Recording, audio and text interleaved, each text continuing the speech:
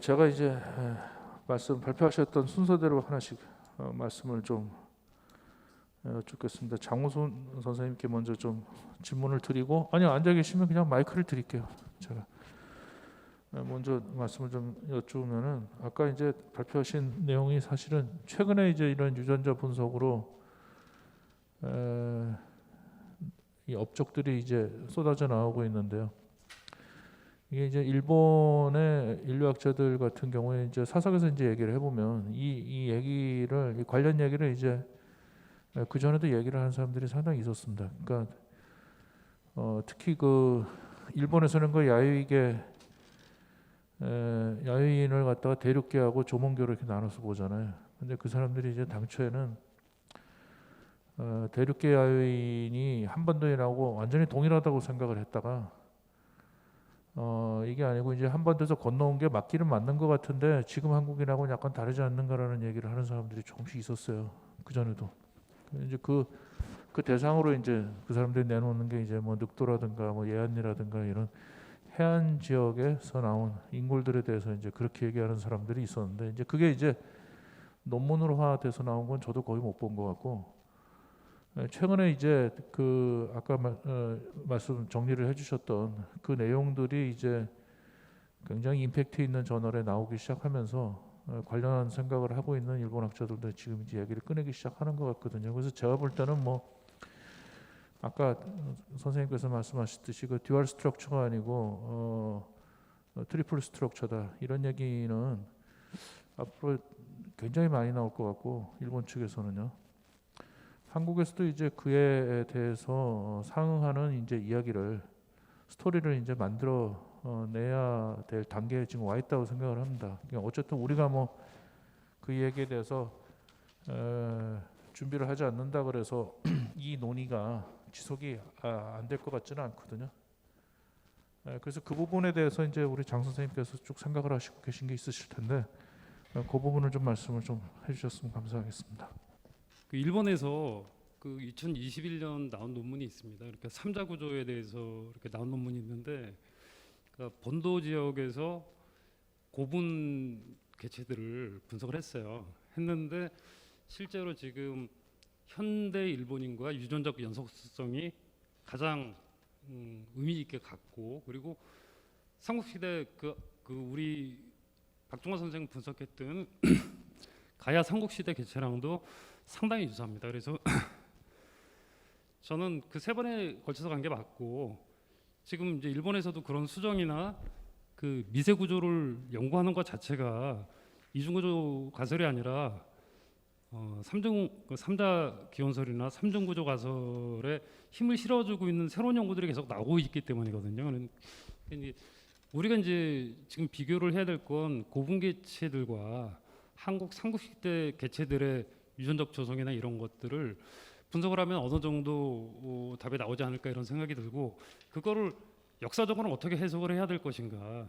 진짜 삼국시대 말기에 아니면 고구려나 백제 멸망 시기에 이 사람들이 대거 넘어간 것인지, 아니면 어떤 다른 경로로 고분 시대에 뭐 이렇게 점진적인 이주를 한 것인지, 이런 문제는 또 다른 문제인데, 역사적인 사건 속에서는 분명히 대량 이주의 어떤 가능성이 있는 백제 멸망, 고구려 멸망 뭐 이런 사건들이 있었기 때문에 좀 그것과 같이 역사적인 사건과 고고학적 기록과 같이 그 시기에 유전자 분석을 해보면, 비교를 해보면 충분히 의미 있는 답이 나올 거고, 일본에서도 의미 있게 받아들일 수 있는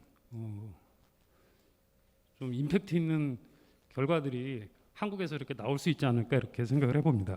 예. 하고요. 두 번째 이제 김재현 선생님께 제가 이제 말씀을 좀 올리면은, 저는 뭐 사실 김재현 선생님 오늘 강의해 주신 부분이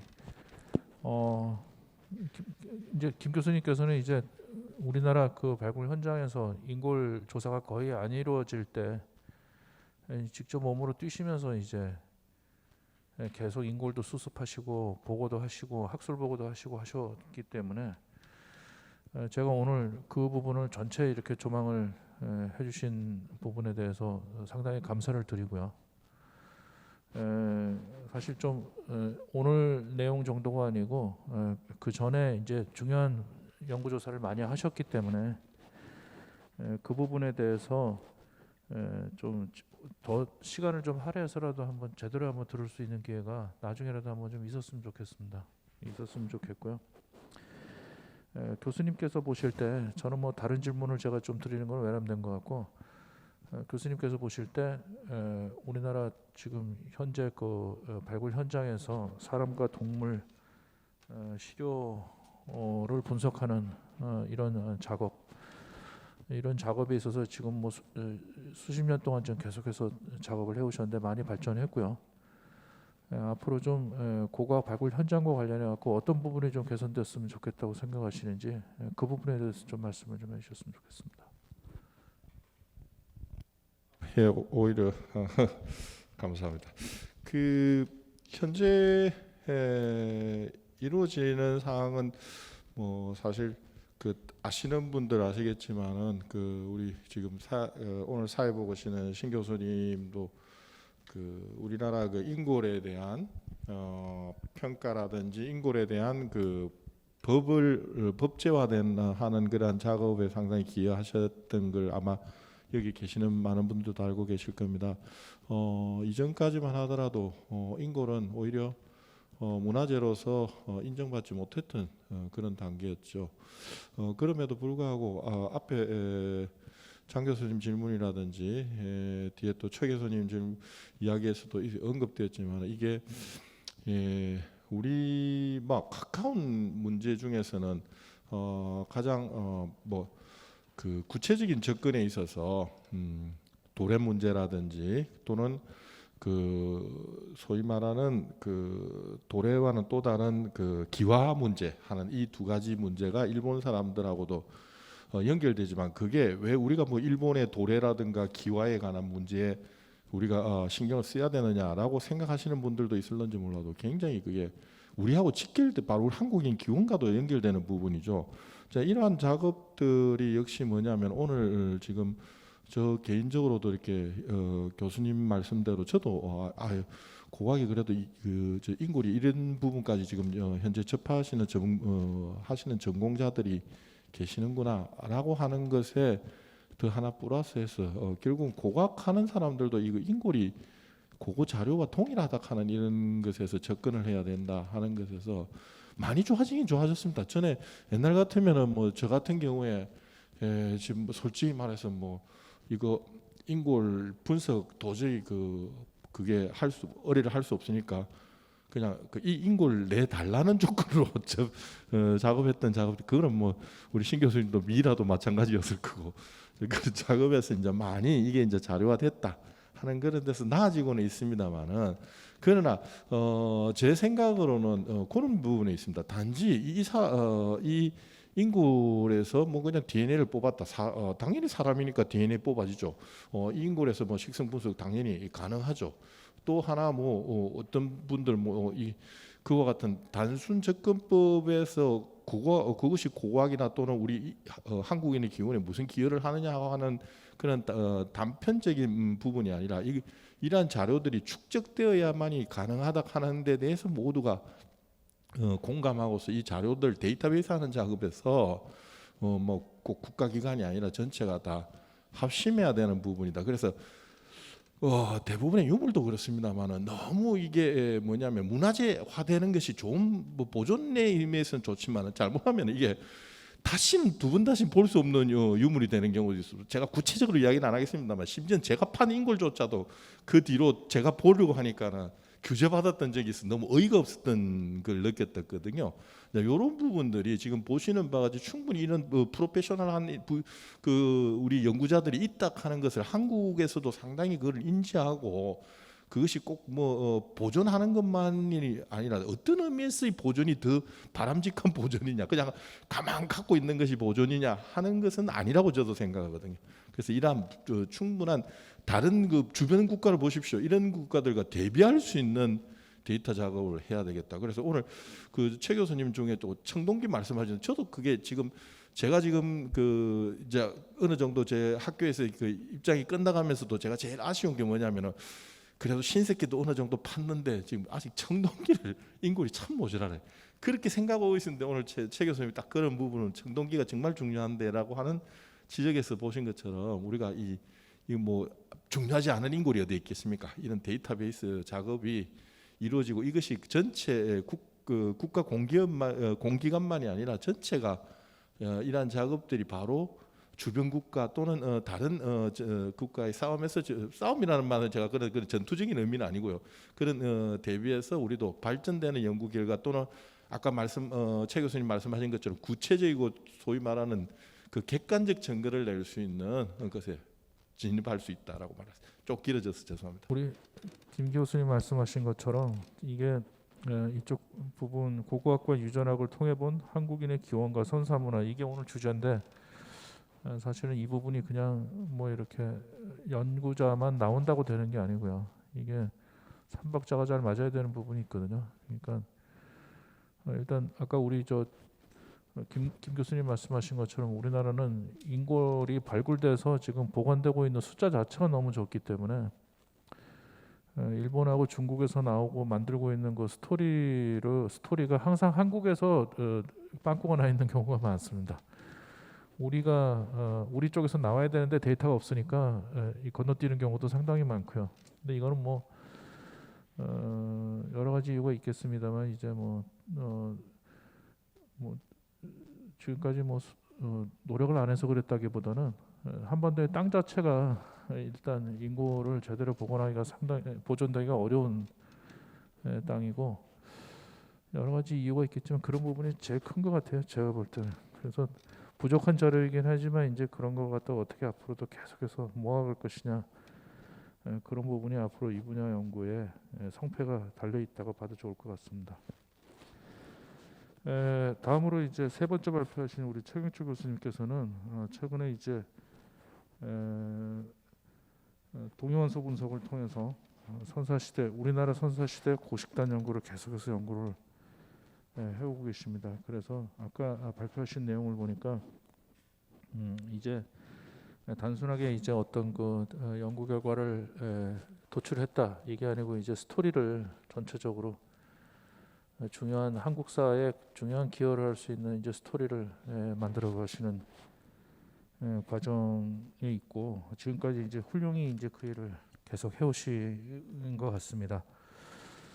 제가 이제 최 교수님께 하나 좀 여쭤보고 싶은 것은 이게 사실은 최 교수님께서 뭐 이렇게 그 연구 결과 그 부분보다도 어떻게 보면 아까도 좀 전에 말씀드렸듯이 그 샘플하고도 시료하고도 관련이 된 부분이기도 한데 그러니까 우리나라 신석기하고 청동기 시대의 인고를 보면 이게 전체 그 한반도 남부에서도 한쪽으로 굉장히 치우쳐서 지금 출토된 경우가 많아서요. 예를 들어서 뭐 예안리 늑도 이런 거는 이제 원삼국 시대지 않습니까? 근데 원삼국 시대 인골조차도 이거를 이렇게 저희도 이제 그 관련된 걸 좀 찾아보고 이렇게 조사를 하다 보면은 이게 한반도 남부에 있는 사람을 과연 어느 정도 대표하는 분들일까 하는 생각을 할 때가 굉장히 많아요. 저희가 청동기 시대 아까 인골 같은 경우도 그 강원도에 이제 옛날에 사셨던 분들의 데이터인데 사실은 이제 강원도가 그렇게 최근까지도 거기 분들은 그렇게 벼농사를 많이 못 주셨을 것 같아요. 제 생각에. 그래서 이제 이거는 최 교수님께서 굉장히 열심히 하신 부분이 틀림없고 한데 앞으로 좀 아까 말씀하셨던 것처럼 청동기 시대하고 신석기 시대 인골이 좀 더 다양한 지역에서 많이 좀 나와줬으면 좋겠습니다. 그리고 이제 그런 데서 나오면 우리 이제 최 교수님께 계속 몰아드리고 그렇게 해야 되지 않을까 하는데 최 교수님께 이제 제가 좀 여쭤보고 싶은 거는 그 농경하고 관련돼서 말이죠. 그 뭐 유럽이나 뭐 신대륙 여기까지 얘기하기는 좀 그렇고 그 동아시아에서의 농경하고 관련돼서 아까 우리 최 교수님께서 연구하셨던 그 스테이블라이스트 관련한 그 최신 그 커런트 트렌드를 좀 한번 말씀을 해주셨으면 좋겠어요. 그러니까 그 우리나라 같은 경우는 이제 그렇다. 그거는 이제 충분히 제가 이해를 하겠고요. 예를 들어서 이제 농경이 늦게 사실 도입된 건 뭐 중국 같은 경우는 굉장히 이르지만 일본은 우리하고 비슷하게 이제 농경이 들어가는 게 상당히 늦는데 그런 경우에 이제 일본이나 이런 데는 현재 우리 최 교수님께서 관심을 가진 주제에 대해서 자기 나라의 어떤 시료에 대해서는 어떤 식으로 지금 이야기가 전개가 되고 있는지 그런 부분에 대해서 조금 설명을 해주셨으면 감사하겠습니다. 네, 답변을 드리자면 아무래도 동북아시아에서의 농경의 기원 이것이 초점이 될 것 같습니다. 그러니까 이거는 아까 뭐 전에 했던 유전자적으로 이렇게 인류가 이동했다.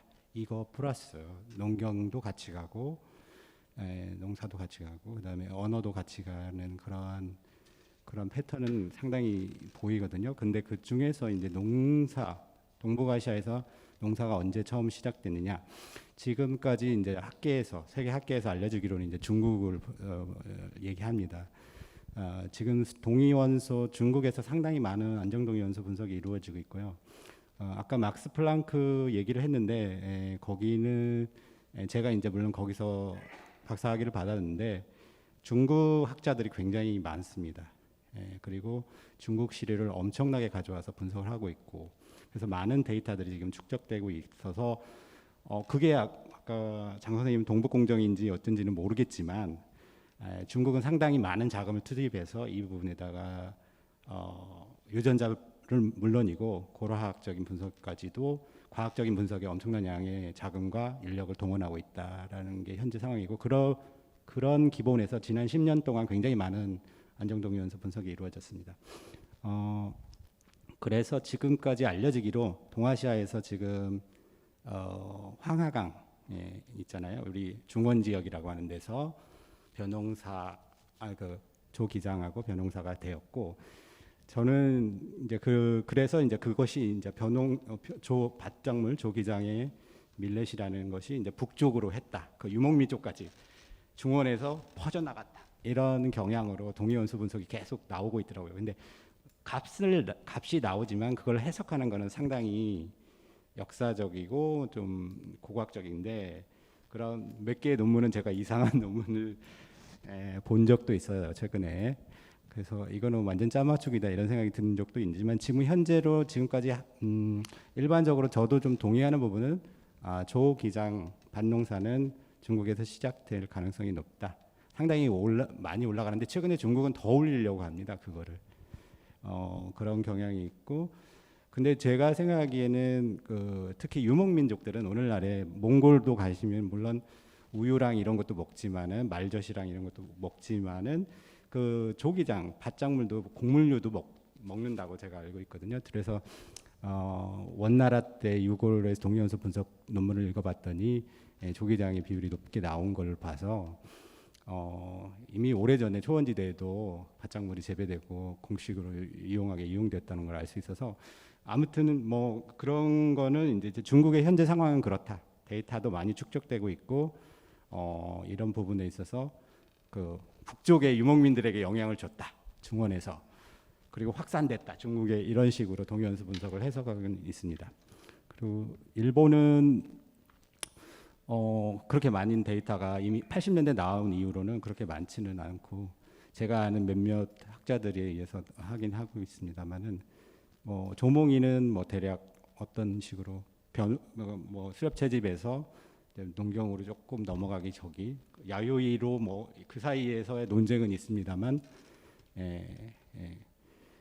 명확하게 이제 뭐라고 말하기는 어려운데 그래도 그 시기에 대한 논쟁은 여전히 계속되고는 있지만은 많은 자료들은 나오지 않고 있다 이렇게 보시면 되겠고요. 그래서 제가 일본의 학자들한테 제가 물어봤어요. 일본에도 조기장이 있느냐? 근데 굉장히 적다. 유적에서도 많이 출토되지 않는다.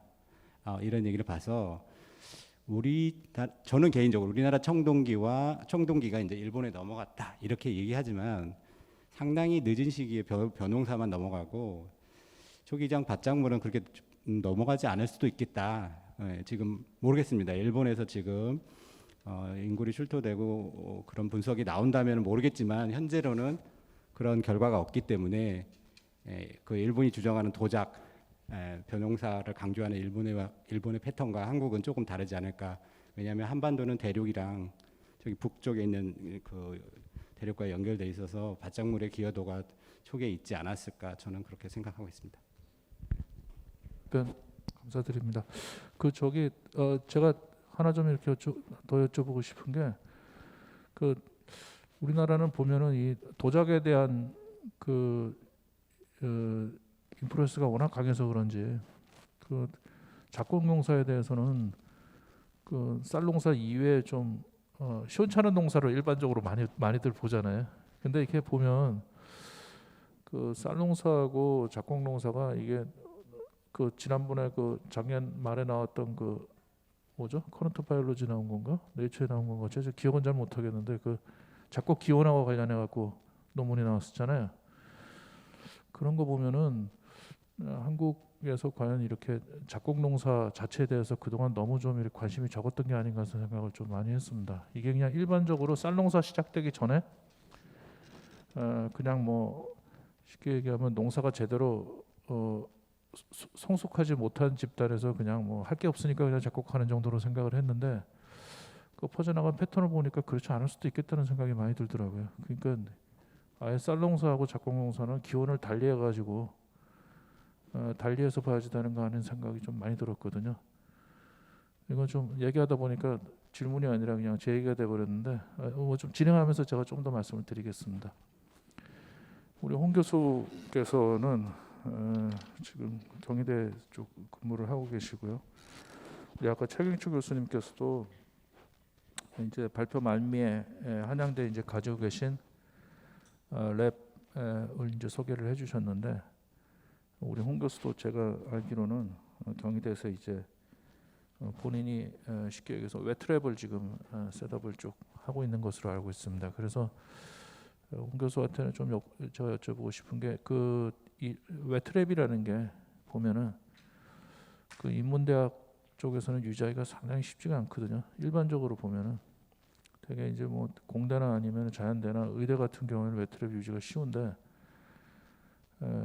근데 이게 또 이제 보면은 뭐 외국 같은 경우로 보면은 뭐 영국이나 이런데 보면은 그 인문대학에서도 웨트랩을 유지하는 데가 상당히 많잖아요.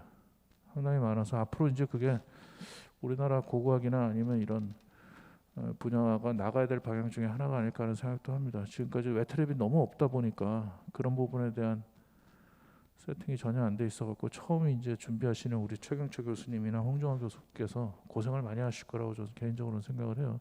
전혀 밑바닥이 없는 데서 작업을 하고 계시기 때문에 하다못해 뭐 물 떠오기도 힘드실 거라고 생각을 합니다. 그게 뭐 증류수라도 어디 있어야 되는데 증류수 퍼올 데도 없을 거라고 생각을 하는데 우리 홍 교수께서 그 부분에 대해서 한번 좀 얘기를 좀 해주시고 앞으로 뭐 어떤 식으로 좀 개선이 되었으면 학계 전체에 좀 도움이 되겠다 하는 얘기를 우리 홍 교수가 한번 얘기를 좀 해보실래요? 네, 감사합니다.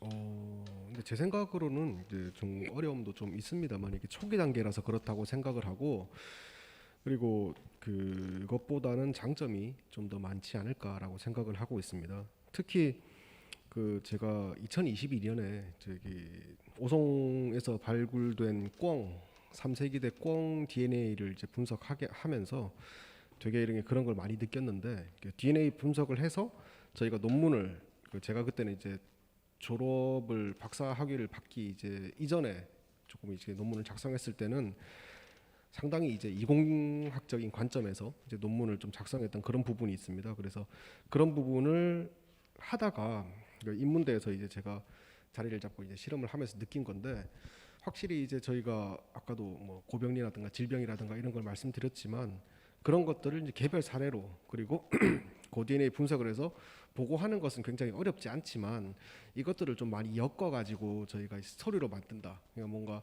그리고 아까 그 개인 식별 같은 경우에도 사실 이 그 YSTL 분석을 통해 가지고 이분의 개인 식별을 하는 것 거기까지는 사실 저 이공학적인 관점에서 굉장히 조금 그리 어려운 일이 아니지만 이것들을 가지고 다시 또 그 학계 밖에 있는 분들께서도 관심을 갖게 하고 뭔가 이제 사회로 확산시키는 것은 확실히 이제 인문학적인 관점이 좀 많이 가미되어야 할 것으로 생각을 하고 있습니다.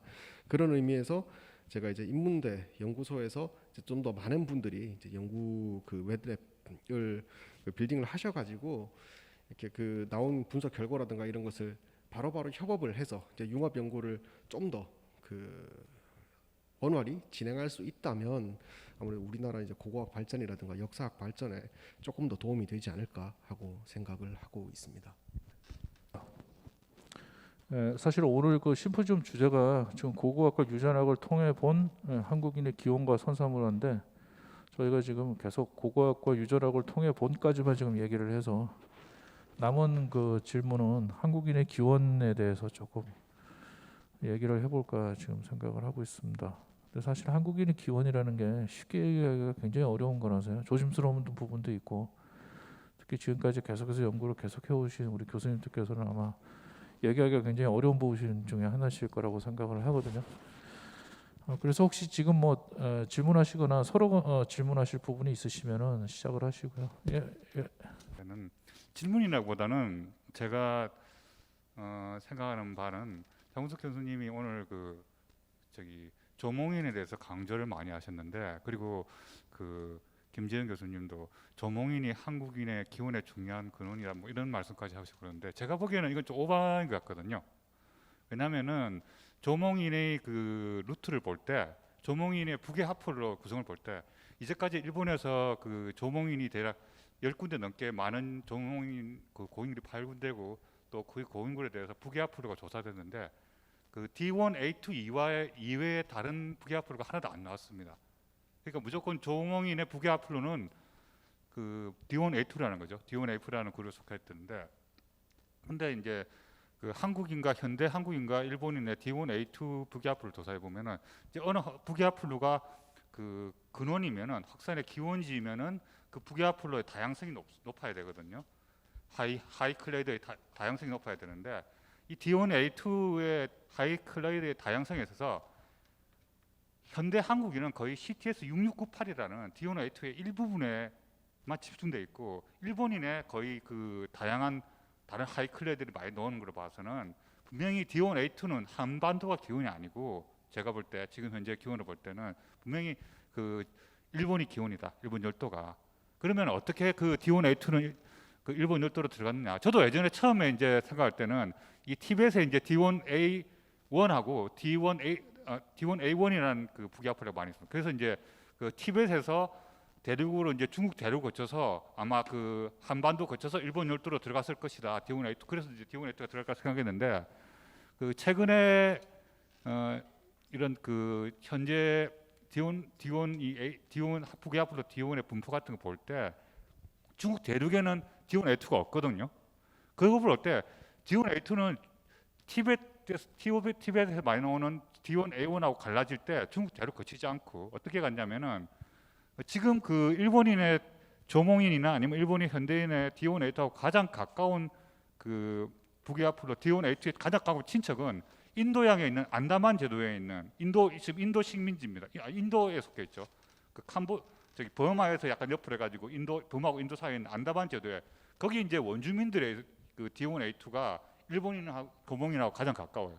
그러니까 그걸로 봐서는 그 지금 그 빙하기 때 인도 안다만 제도에서 계속 그 남하하면서 일부분은 그 버마 같은 걸 통해서 티벳으로 갔고 D1 그게 이제 D1A1이 됐고 일부분은 계속 남하해가지고 빙하기니까 순다 그때 이제 순다 제도가 지금 순다 제도 그 말레이시아의 보르네오 섬이나 아니면 베트남 섬 포함과 같은 이 전체가 하나로 이제 그 이어져 가지고 빙하 시대는 순다랜드라는 거대한 육지가 있었어요. 이제 거기서 이제 그 있다가 빙하가 끝나면서 계속 북상하면서 이제 그 지금 대만섬 밖으로 지금 보면은 그 대만섬의 원주민 그 아미족이라고 있는데 거기 사람들하고 조몽인하고 그 상경세 분석해 보면은 아미족 그 사람들이 대만 원주민이 그 조몽인하고 가깝다고 나오거든요. 그걸 봐서는 제가 보기에 그 지금 그 대만 원주민에서 D1A2는 안 나왔지만은 아마도 이제 중국 데려가거나 멀리 대만 그 빙하기에 있을 때 그 대만을 포함하는 섬 해안가로 쭉 북상해가지고 한반도를 안 거치고 오키나와 해가지고 계속 일본 열도로 그냥 갔고 그 이후에 이제 빙하기 끝나면서 이제 이런 그 끝날 시점에 다른 그 일본 열도로 건너간 D1A2는 살아남았지만은 그 빙하기에 너무나 해안에 가깝게 살던 이 다른 D1A2의 조상 일본인 A2 그 D1A2 조상들은 아마 그 빙하기에 우리 그 대홍수의 기억 같은 거 이제 그 빙하기 끝나면서 이제 어떤 뭐 지진이나 해일 같은 거 오면서 뭐 하여튼 뭐 그러면서 다 멸종하고 그래서 최종적으로 안다만 제도하고 일본 열도에만 D1A2가 남았을 것이다. 그러니까 제가 말씀드린 결론은 D1A2는 한반도를 거치지 않았다. 그 일본 열도 진입할 때. 그러니까 그 D1A2 그 조몽인이 한반도인의 기원이 될 수는 없고 물론 일부도 이제 그 일본 열도에 간 이후에 신석기 같은 게 이제 그 흑요석 같은 거 그 하고 뭐 교류 같은 거 아까 그 조개 같은 거 그런 투박 조개 같은 거 이런 거 공급을 위해서 이제 교육을 위해서 왔다 갔다 하면서 이제 한반도의 그 남해안 지역의 욕지도 같은 경우에는 거의 뭐 조몽인의 혈통을 남기고 그랬지만은 그 조몽인이 한반도인의 현대 한국인의 근원이 될 수는 없다. 제가 생각하기에는 이런 점을 말씀드리고 싶고요. 그다음에 아까 그 김재현 교수님한테는 김재현 교수님 그 아까 늑도에 Y 하플로 자료를 보여줬었는데 그 PPT 자료에 제가 알기로는 늑도의 Y 하플로에 대해서 나온 논문이 없거든요. 그 다른 논문이 나온 내용 이용하신 거 아니면 어떻게 개인적으로 얻으신 자료인지 그게 궁금하고 그리고 그 장항 자료도 그 모기 하플로 H라고 하플로그로 H라고 말하셨는데 그것도 제가 알기로는 논문에 나온 게 없거든요. 어떻게 얻은 자료인지 그거 좀 궁금하거든요. 그거 좀 말씀해 주시면. 그 저는 그 조문이 우리의 뭐 조상혈통 중 하나라고 생각하는 건 일본에서 왔든 그게 누구든 하여간 그 삼국시대나 뭐 우리 직계조상이 아닐 수도 있지만 박종환 선생은 그렇게 분석하지 않습니다. 그러니까 직계조상일 거라고 가장 연속성 있는 조상일 거라고 생각하는데 우리가 그 간과하고 있는 게 그 빙하극성기에 한반도랑 일본이랑 붙어 있었기 때문에 상당히 같은 유전적 풀이 넓게 존재했을 가능성이 있는 거죠. 그러니까 조문은 적어도 15,000년 전부터 일본에 정착하기 시작한 개체들이기 때문에 집단이기 때문에 아마도 한반도와 붙어 있었는데 조문의 혈통이 없었을 것이다. 이거는 좀 가정하기 좀 힘들 것 같아요. 우리 김 교수님께서 예, 저는 그 아까 바로 들으셨는 건 앞부분은 조금 말씀을 그 제가 이렇게 들었는데 그 앞에 말씀하신 장 교수님하고 저하고 같이 조문계 한국에 영향을 미쳤다. 그건 제가 아까도 말씀드린 그런 말 저는 한 적 없습니다. 그거 오히려 그 반대입니다. 조문계의 그 계통에 한반도 사람이 절대 그 영향을 미쳤다 해야 됩니까? 관여를 했다라는 입장에서 우리가 봐야 된다. 조몽을 한국 사람에게 한반도인들에게 영향을 줬다라고 하는 입장이 아니라 오히려 한반도 신석기 시대 왜 그렇게 하냐? 그냥 조몽에서 나타나는 유물이 한반도에서 나타나기보다는 고고학적으로는 앞에서 장항에서도 보신 바와 같이 그래서 제가 신석기 한반도의 신석기 유물을 강조한 거고요. 그래서 그 부분은 오해하지 마시고 그다음에 그 하나 처음에 H 유전자에 관한 이야기는 제 자료집 33쪽에 15의 그 줄을 제가 달아놨기 때문에 하는 거고 그다음에 늑도 Y에 관한 연구 역시도 그 자료에 대한 분석은 제가 늑도의 그 자료를 가지고서 그 당시 중앙대학교 이강우 교수에게 의뢰해서 받은 결과입니다. 그것을 여기에는 제가 줄을 지금 책에 언급이 안 됐기 때문에 줄을 안 달았고요.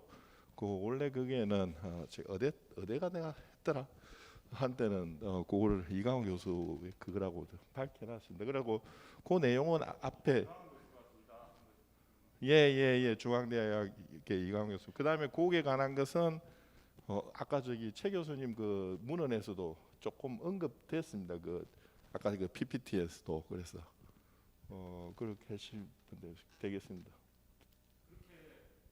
아니 그러니까 결과적으로는 선생님 말씀하시는 것 중에 근마 부분은 어느 정도 저도 그 공감하는 부분이 한반도인이 전체적인 그거에서 북방계가 다는 아니라는 부분에 대해서는 저도 공감합니다. 그러나 그러나 반반은 아니라고 생각합니다. 주력적인 부분에 있어서는 암만 해도 한반도인의 그것을 앞에 그 다른 뭐 그 제가 저 혼자 그 하는 게 아니고 앞에 그 최 교수님 말씀하신 것처럼 뭐 그 소위 작곡 농사라든가 이러한 것들하고 복합적으로 봤을 때도 상당히 그와 관련성을 저도 상당히 긍정적으로 그 받아들여지는 부분이고요. 그렇기 때문에 전반적으로는 한반도인에 있어서의 형성은 분명히 지금의 단순한 용어로 쓴다면은 북방적인 그러한 그게 강하다라고 할 수 있습니다. 그러나 북방이 전부 다는 아니다. 남방적인 그러한 요소들도 굳이 이제 그 용어 자체가 지금 정리돼야 되는 용어지만 제가 좀 단순하게 이야기해서 그런 남방적인 그런 부분들도 한반도에는 분명히 가지고 있다라고 하는 데 대해서는 저도 아니다. 한반도에는 뭐 죽어도 북방 계열이다. 그렇게 주장하고 싶지는 않습니다. 그러나 선생님 말씀은 선생님 주장대로 또 그게 저도 제가 들어집니다만 그러나 이것이 말입니다. 제 입장에서는 뭐냐면 어디까지나 사람이 왔다 갔다 하는 것에 있어서 제일 제가 연구하면서 간단하겠습니다. 제가 연구하면서 가장 곤란했던 것이 뭐냐면요.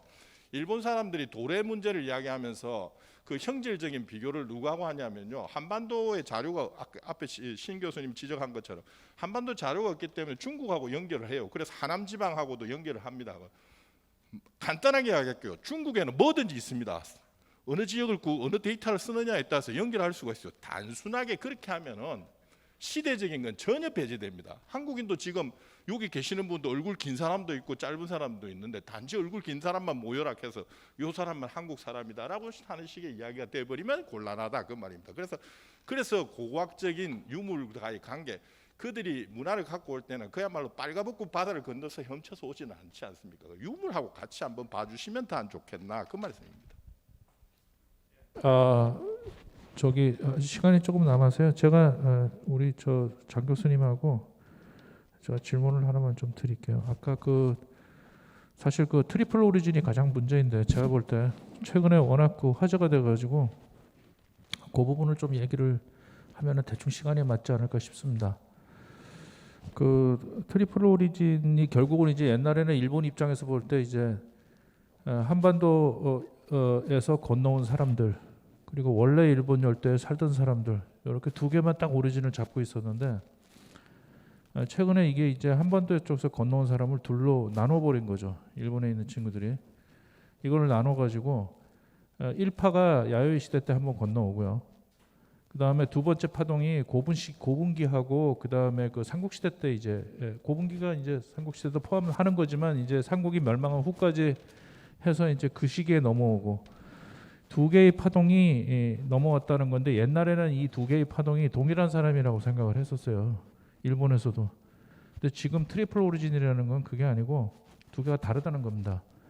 두 사람이 다르다는 얘기고 그래서 이게 사실은 제가 볼 때 이 트리플 오리진은 앞으로 일본 학자들이 어떤 식으로 논리를 전개할 것인가를 좀 점쳐본다면은 제가 생각하기엔 그래요. 제가 생각하기에는 아마도 한반도 남부 일대 어느 전체 집단을 호모지니어스한 동일한 집단으로 보질 않고 그 중에서 일부를 검출을 해낼 거예요. 그 중에서 일부를 검출을 해내가지고 그 집단이 일본으로 야요이 시대 때 건너갔는데 그 사람들은 사실은 나중에 내려온 고분기 사람들에 의해서 대체가 됐다고 설명을 할 겁니다. 그 얘기를 하기 위해서 사실은 트리플 오리진을 얘기를 하는 거예요. 제가 볼 때는 그래요. 여기 제가 트리플 오리진을 이해하는 방식이거든요. 그래서 이 부분에 대해서 우리 장 선생님께서 저보다도 훨씬 더 준비를 많이 하셔서 아마 말씀하실 부분이 좀 있으실 거라고 생각을 합니다. 사실은 선생님 말씀이랑 거의 저도 인식이 비슷한데 일단 트리플 오리진 삼중 가설을 계속 얘기하고 있는 의도는 선생님 말씀대로 중간에 하나를 고분 시대를 마지막에 하나 더 끼워놓고 결국 고분인들이 자기들 직계 조상이고 그 전에 한반도에서 건너간 야요이를 그렇게 생각을 하는 것 같아요. 이 사람들이 와서 조몬과 혼혈된 게 야요이고 고분 시대에 뭐 대륙을 거쳐서 직접 넘어왔던 이 사람들이 자기들 특히 조상이다 뭐 이런 뉘앙스로 얘기를 하고 있는 거잖아요. 그러니까 그 의도가 무엇인지는 사실은 뭐 저는 명확하게 제가 파악할 수는 없지만 지금 삼중구조 가설이 일단 드러난 어떤 지금까지 분석된 결과들로 볼 때는 설득력은 있는 것 같아요. 근데 이 사람들이 주장하는 의도가 무엇이든 하여간 상당한 설득력 있는 차관점이고 아이디어였던 것은 분명하다고 저는 생각을 하고 있습니다. 그래서 그런 아이디어가 사실은 일본 인류학이 갖고 있는 근본적인 문제점이 한반도를 경유해서 일본으로 온 도레인이라고 얘기하듯이 한반도의 존재에 대해서 상당히 좀 그 사계에서부터 근본적으로 부정을 하고 있었잖아요. 지난 몇십 년간. 그리고 전후 세대들이 겨우 이제 얘기한 게 기만민족설이라든가 뭐 이렇게 하니하라 가조로 같은 사람의 획기적인 뭐 1991년도에 이중구조 가설이라고 얘기를 하는 건데 분명히 이 사람들 얘기할 때는 어떤 의도들이 있는 건 분명하고 글 안에서들도 보이는 게 있는데 섣불리 판단하기 좀 어려울 것 같고요. 좀 더 이렇게 이 사람들 나오는 논문들을 좀 더 분석을 해봐야 될 것 같습니다. 사실은 뭐 저는 이 이야기를 그 고고학을 전공하시는 이제 선생님들께 특히 이제 한반도 남부의 그 시기를 전공하시는 선생님들께 한번 이렇게 여쭤보면은 이 얘기 자체를 말이 안 된다고 생각하시는 교수님들하고 그 고고학하시는 선생님들 한 분도 못 뵀어요. 전 진짜로 그럴 수 있겠다는 생각을 많이 하는데 우리 김 교수님께서 한번 좀 그 부분에 대해서 코멘트를. 일본 그러니까 결과적으로는 또 일본 사람들도 조몽인이라는 말을 안 쓰죠. 자기들은 제레인이라 씁니다. 그죠? 우리가 흔히 말하는 조몽인은 제레인이고 그 다음에 그들의 있어서 별을 가지고 오고 청동기를 가지고 오고 한 그러한 인물들은 바로 한반도를 경유하는 도레인. 이제 고고에 대해서 한반도가 아니다라고 하는 입장과 그렇다는 입장으로 나뉘어지고, 자 그러한 기준점들은 일본인들이 하나의 어떤 의미에서는 일본에 있어서의 실질적인 제레인들이 흔적은 지금 오키나와라든가 또는 소위 말하는 홋카이도를 중심으로 하는 그쪽 지역 사람들이 원래 있었던 제레인의 흔적이고 자기들은 일본을 지금 차지하고 있는 그러나 그것은 결코 서로 분리되는 것이 아니라 도레인 시대부터 시작해서 그들이 이렇게 형성된 일본인들이 지금 일본을 차지하는 일본인이다 하는 식의 전개이고, 그 다음 단계가 뭐냐면은 삼국 시대와 관련되어서 온 주로 백제 유민을 중심으로 하는 기와인 이렇게 구분되죠. 자, 그 같은 그 이야기들에서는 항상 뭐냐면은 방금 제가 언뜻 말씀드린 것처럼 그 유물이라는 것이 항상 같이 따라 움직였기 때문입니다. 그래서 이제 그것을 만약에 배제시키고서 이야기를 한다면은 정말 그게 뭐 너무 그 범위가 확장되어서 아까 말씀드린 것처럼 뭡니까 남쪽하고의 관련성 이러한 것들도 뭐 전혀 아니라고 말할 수가 없는 상황이죠. 그런데 지금 이제 고고학적인 입장에서 본다면은 역시 유물과의 움직임에서 봤을 때 그와 같은 이야기가 되기 때문에 일본 역시도 뭐냐면은 인류학의 입장과 바로 고고학의 입장이 조금 극명하게 나눠지는 부분이 바로 그러한 부분입니다. 그래서 변홍사와 관련되는 부분과 연계지어서 이야기를 하느냐, 그것과는 별개로 그야말로 형질적 또는 분자학적인 접근만으로 이야기를 하느냐 할 때는 이야기가 상당히 달라지기 때문에, 하지만 고고학의 입장에서는 뭐냐면 항상 유물과의 관계 이걸 같이 생각해야 된다라는 게 아까 뭐 앞에서도 제 의견이 그런 거죠. 저도 어쩔 수 없이 처음 스타트는 고고학이었기 때문에 그런 유물과의 관련성에서 이야기를 하고, 또 일본 역시도 그렇게 이야기해야 자기들도 납득을 하지. 단순하게 말씀드리면 아까 뭐 같은 말 반복입니다만 죄송합니다만은 단순하게 형질학적인 접근만 하면은 뭐 대륙에서 찾으면 다 나오죠. 그 어느 쪽에 데이터를 쓰는가에 따라서. 그 듀얼 오리진하고 달라서 트리플 오리진은 한국사에도 미치는 영향이 있을 거라고 생각을 하거든요. 듀얼 오리진은 여기 있던 사람들 그냥 같다고 얘기하면 되는데 트리플 오리진이 돼버리면 한반도 남부에 살던 사람을 둘로 나눠야 되는 입장이 돼서, 근데 이 이론 자체가 지금 DNA를 끼고 나와가지고 입론이 지금 최근 되고 있거든요. 그래서 아마 상당히 이 부분에 대해서 학교에서 한번 논의가 좀 돼야 되지 않을까 하는 개인적인 생각을 좀 저도 하고 있습니다. 사실 뭐 트리플 오리진이라고 하면은 그거를 한반도에다 갖다, 그러니까 트리플 오리진이라고 하면은 일본에서 원래부터 있었던 거, 원래 살던 사람 하나 빼고 나머지 둘은 둘 다 한반도에서 왔다고는 자기들도 얘기를 해요.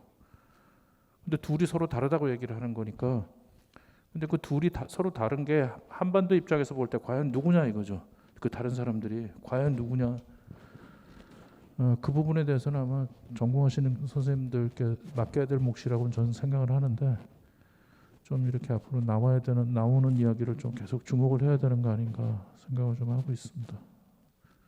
제가 오늘 듣고 얘기한 얘기에 대해서는 말씀드릴 부분이 거의 지금 저는 바닥이 나서 우리 교수님들하고 우리 박사님들께서 혹시 서로 질문하실 부분이 있으면 조금 하셨으면 좋겠습니다.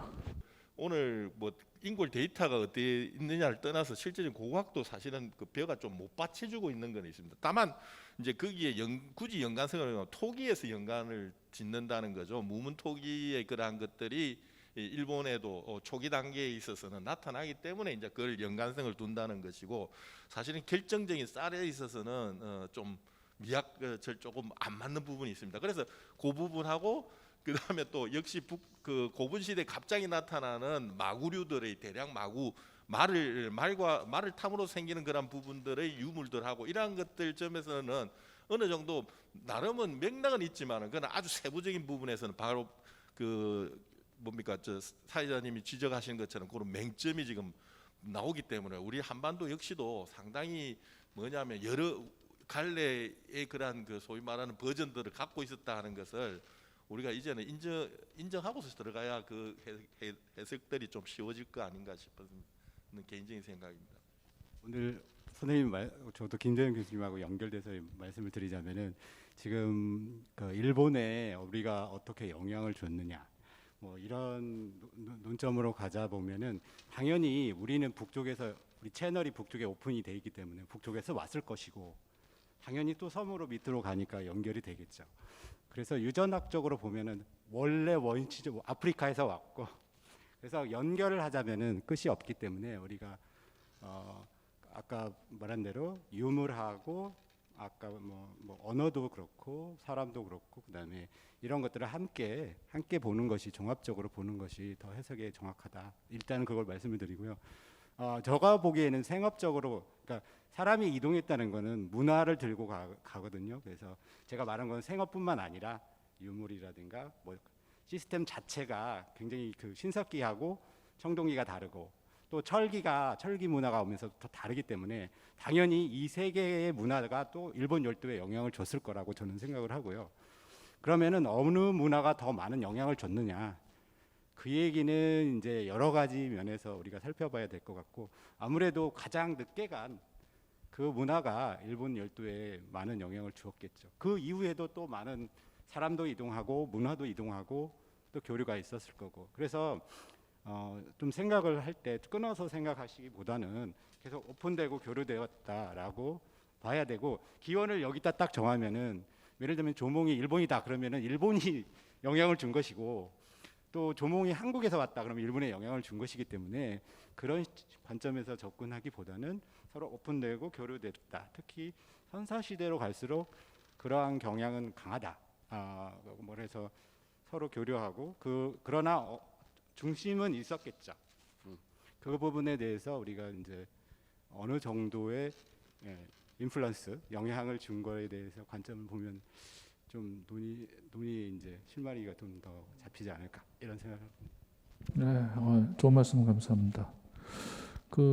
제가 우리 최 교수님 아까 강연하셨던 거와 관련해서도 저 좀 생각이 드는 게 우리나라 같은 경우에 그 농촌 사회 옛날 그 청동기 시대 뭐 이런 원삼국 시대 이런 농촌을 연상을 할 때 조선 시대 농촌을 너무 연상을 하고 들어가요. 그러니까 이미 마을에 쌀농사 있고 밭농사 있고 뭐 소도 있고 말도 있고 그 다음에 뭐 누에도 치고 뭐 개도 있고 닭도 있고 이렇게 완성된 형태의 촌락을 연상을 하는데 우리 최 교수님 말씀하신 것처럼 최 교수님 생각하시는 거는 밭농사하고 논농사가 그렇게 세트로 우리 생각하는 것처럼 완벽한 상태로 지금 처음에 도입된 것이 아니다라는 얘기를 하시고 싶으신 거잖아요.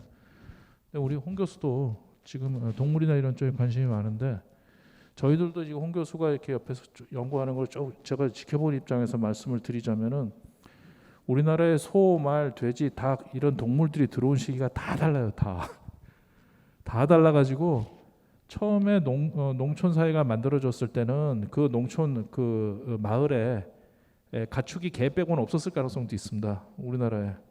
우리나라에 닭이나 소나 말이 들어온 시기가 상당히 늦거든요. 우리 생각하는 것보다. 그러니까 황하나 이런 데는 뭐 기원전 2000년 뭐 이렇게까지 올라가는데 우리는 그렇게 이르지가 않아요. 일본은 우리보다 더 늦지만 일본 같은 경우에는 말하고 소가 들어간 시기가 서기 5세기예요. 근데 그 서기 5세기 이전에는 말, 소가 없는 거예요. 거기 시골 농촌에. 그 부분에 대해서 지금 우리 홍 교수가 조금 이야기를 좀 하는 게 어떨까 싶습니다. 막 이렇게 대중매체 같은 걸 보면은 실제로 이제 옛날 삼국시대 뭐 선덕여왕을 봐도 뭐 소말 다 있고 막 그렇잖아요. 물론 근데 소말 그 시기엔 다 있었지만 이제 그런 것들이 저희가 생각하는 것보다는 전파 속도가 좀 많이 늦었을 가능성이 있습니다. 그리고 전파 속도가 이제 각 개체, 그러니까 각 종마다 굉장히 많이 다르기 때문에 실제로 저희가 생각을 해봤을 때 그 인구의 이동이라 그러니까 집단의 그러니까 소개되는 것 자체가 이제 사람이 끌고 와서 소개가 되는 건데 야생 동물이라 그 사육 동물이라는 것이 그런 파가 사실은 뭐 크게 이제 잡아서는 뭐 한 파, 두 파 이렇게 얘기를 할 수 있겠지만 실제로는 좀 더 많은 그 수의 그 이동이나 이주, 그러니까 좀 더 그 최경철 교수님께서 말씀하셨다시피 좀 더 많이 다양하고 복잡했을 가능성이 저는 훨씬 더 크다고 생각을 하고 있습니다. 특히 또 이제 그런 동물들은 실제로 저희가 전래되면 그게 끝이 아니라 그 제가 가끔 드리는 말씀입니다만 이제 옛날에 영국에서 로마군이 있을 때 그리고 로마군이 빠지고 나서 기르는 말, 소 크기가 굉장히 달라집니다. 그러니까 실제로 이제 저희가 가축을 사육한다고 하는 것이 그냥 가축을 딱 데려다 놓고 밥만 먹여서 키우는 것이 아니라 메이팅도 하고 실제로 그런 것들을 많이 하고 이것들이 그 각 집단의 그 이제 기술이죠. 전래되는 기술 이런 형태로 내려오기 때문에 가축의 전래는 굉장히 복잡했고 그런 이제 가축을 갖고 오는 집단 자체가 그냥 일반적으로 그냥 소만 몰고 와가지고 한반도에 던져놨다 해서 이제 소가 한반도에 퍼지는 것이 아니라 그런 집단이 분명히 이동을 했을 거라고 저는 생각을 하고 있고 이런 것들은 좀 더 이제 저희가 생각하는 뭐 1파, 2파, 3파 이런 것들이는 아니라 종합적이고 복잡한 그런 관계에서 이제 이해를 해볼 필요가 있다라고 생각을 하고 있습니다. 오늘 여기까지 얘기를 해야지 될 것 같고요. 오늘 정말 수고 많이 하셨습니다. 저는 뭐 오늘 너무 좋은 강연을 4개나 들어서 오늘 아주 연자 선생님들께 아주 깊은 감사의 말씀 드리고요. 오늘 감사드립니다. 네, 고맙습니다.